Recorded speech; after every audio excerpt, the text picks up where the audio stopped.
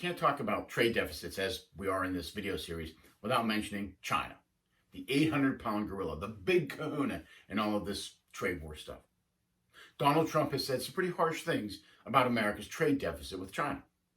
Now, in this video series, we've made the point that since so many successful economies have trade deficits, and since trade deficits actually get larger when economies are growing, can we really say that trade deficits are bad or are that bad for an economy? Maybe there are other reasons, like spending, American spending habits, that explain why the U.S. has a trade deficit without suggesting that the U.S. is being ripped off. To this point, we should add the following. Since the first tariffs against China went into effect in the summer of 2018, the U.S.'s imports from China are down 9% on an annual basis.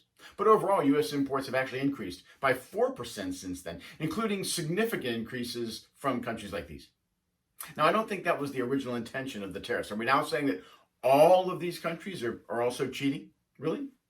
All of them. Given the above, in this video, we're going to ask, is there another reason China might have a trade surplus, a more natural reason, as opposed to simply thinking they're ripping everyone off?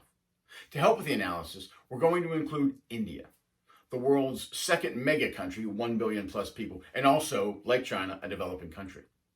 This is China's GDP since the late 1980s, and this is India's. Not even close. In the race for growth, China killed India, like Usain Bolt racing my grandmother. To put a number on it, China outgrew India by more than 500%. Now, this is China's exports, and here's India's exports. Again, you don't need a PhD in applied math from MIT to notice the pattern. China outgrew India because China out-exported India, becoming factory to the world, while India largely remained on the farm. Lastly, here's imports for both countries. Two things. First, notice China's imports grew so much faster than India's. Secondly, note that while China has a trade surplus, India has a trade deficit, like the U.S. The main point is this. Instead of thinking China has a huge trade surplus, therefore something must be wrong, doesn't this seem natural, even expected? You're a poor country. You can't buy anything. I mean, you don't have any money. You're not going to go straight from the farm to inventing smartphones overnight, so you grow by exporting cheap stuff, keychains, shoes, teddy bears, that sort of thing. China mastered that. India never got off the ground.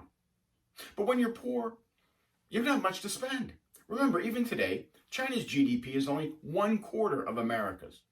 Plus, when you're poor, you don't spend every penny you earn. You save your money for a rainy day because you don't have much. China's savings rate has always been above 35%, whereas for the U.S., typically below 5%. How much would the U.S. spend if everyone took a 75% pay cut and then actually saved a much larger portion of their income? Don't you think our imports might go down if that happened? The idea is that if China continues to grow, the spending will continue to increase, as will imports like other advanced countries. Now, this all makes sense. And once again, it seems like spending is key to understanding trade balances. Do you remember in one of our other segments, we referred to this scatter diagram? Of course, you remember. Who can forget a good scatter diagram, right? Probably the highlight of your day when you saw that. Anyway, the point was that because of the slope of this line, it means that advanced high-income countries are actually more likely to have trade deficits than trade surpluses.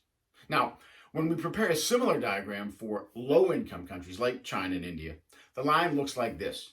Flatter, sloped slightly up to the right, the opposite of the result for the high-income countries. And it makes sense. Low-income countries have less money to spend. They import less and are thus less likely to have a trade deficit. So we're saying there could be good reasons for some countries to have trade deficits and others trade surpluses, not just that the latter are ripping off the former. And to understand why that might be true, you have to look at the big picture. Not just exports, who's selling what to whom, but who is buying, who has the ability to spend. That's key to understanding trade balances. One last point. Would the U.S. be better off if China were still as poor as India? The U.S. currently exports $100 billion more to China than to India, 5 to 6 times more. If U.S. exports to China were $100 billion less, would that help the U.S.? Less exports to China in exchange for China having a trade deficit.